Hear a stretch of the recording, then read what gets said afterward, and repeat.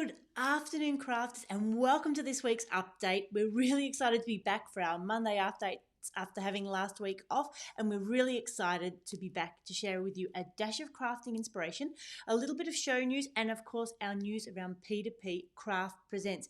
And firstly, if you're here, whether you're watching a replay or here live, pop in the comments and say hi. I can see Diana, I can see Wendy, I can see Florina. Thank you all so much for joining us.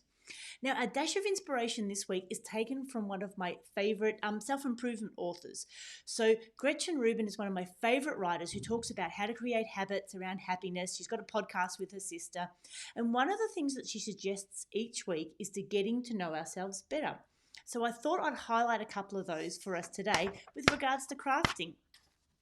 So when we're thinking about getting to know ourselves, these are some of the things like seeing whether one or the other. Now, we know that the world is split into two groups of people, those who like splitting people into two groups of people and those that don't, but bear with me. So the first thing to consider, as I'm sure you're all working around, is are you a morning person or an evening person? So when are you most awake? When do you get your inspiration? When can you find your push on? And sometimes, of course, we can work in our off periods, but other times we don't. If we don't have to, let's not. So if we know we're better working in the morning, let's do in the morning. Or if we're better in the evenings, then let's put our energy into the evenings as well. Now, sometimes creativity can be funny, and we might actually be better doing some of our more creative, high, pie in the sky thinking when we're less awake. So that's something to consider as well. Do we need to do more of our thinking, detailed tasks in our high energy times and our other ones later in the day? So one of her other suggestions is to consider whether you're a marathoner or a sprinter. So are you a marathoner? Do you like to do big projects that take time and you work through them at a steady pace? Or are you a sprinter? Would you rather pull out a whole heap of things, throw them together, and then consider it done?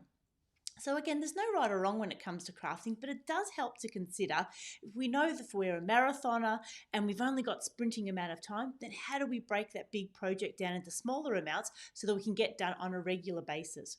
Or if we do want to sit down with a marathon period of time, how do we give ourselves that 1, 2, 3 hours, maybe a day, maybe more? So we might have to find a retreat or somewhere we can go and give ourselves that art. Now, it doesn't mean that we can't change over to the other, but again, just knowing ourselves better.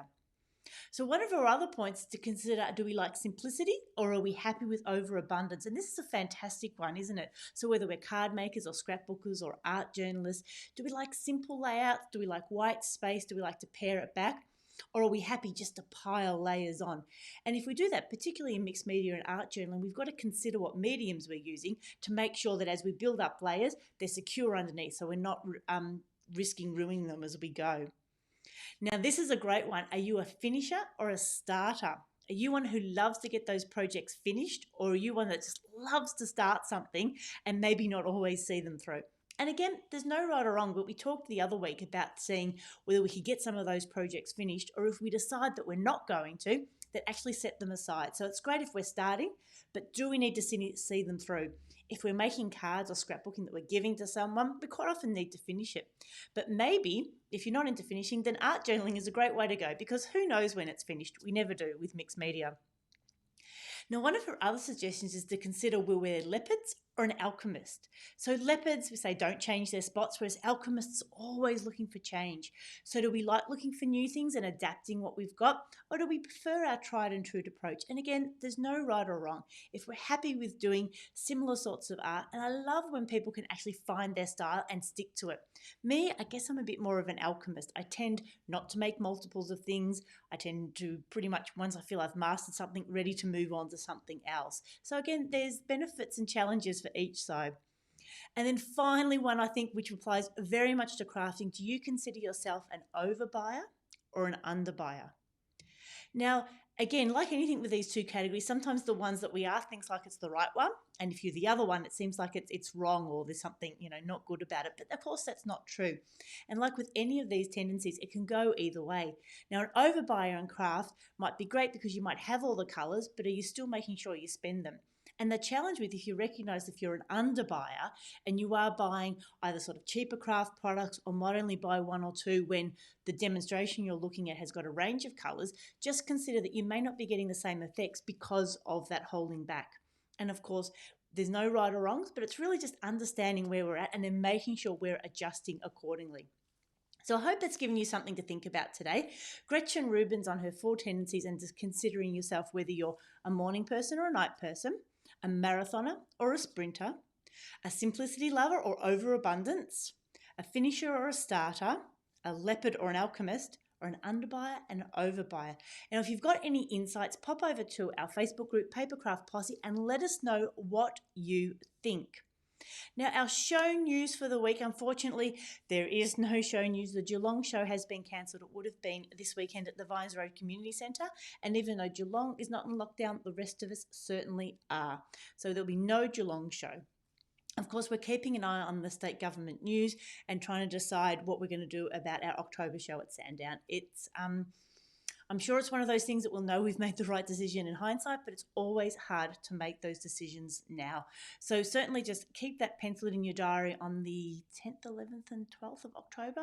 Anyway, let's see. And of course, we've got the Peninsula show as well. Or we have to decide in the next few weeks, do we just give up on 2020 and start getting our focus on 2021? But not to worry, because in the meantime, of course, we have P2PCrafts Presents. Now we're heading towards the end of season 2. So this last week, we had Mary from Craft Zone making some gorgeous Christmas and July cards. And what a fantastic time to consider what we might want to do, or again, make some cards to give out a little bit of cheer to our fellow crafters. So that was done last week, and we also had Jen and Joe from Peninsula Papercraft Boutique who did a fantastic mixed media scrapbooking layout. Now, even if you're really not a mixed media artist but you like scrapbooking, or if you're a scrapbooker, a mixed media artist and you don't tend to scrapbook, I think you will really enjoy this session. And of course, there was something in it for card lovers as well. But what I really enjoyed is getting an insight into Jo's thinking when she puts the scrapbooks together and how she considers where to put the photos and some of the other things as well. And she had some great tips on how to get that ephemera just where you want it. So make sure you go back and watch that. Now, this week is the last week of season 2 of P2PCrafts Presents, and we have on Thursday Sue with Close to My Heart, who's going to bring us the updated catalogue. And on Saturday, we've got Michelle from Snazzy Scrapping, who has got some fantastic new products that she's going to show us. I have already had a sneak peek, and I can't wait to share them all with you on Saturday, the 18th of July at 2 p.m. Now, we are getting ready to start planning session 3. Get ready to plan to prepare for session 3. Now, we are launching on Thursday, the 30th of July, and we would love to know who you want to see. So again, leave a note in the comments if there's someone that you haven't seen yet who you would really like. And, I'm thinking maybe I want to invite some of you to come along as well. So maybe we can make sure we've got a session that's a bit of, ask me anything and talk about what we're up to, as well as featuring some of our favorite crafters who might be a little bit camera shy, but we would love to understand where they've come from in their crafting journey as well.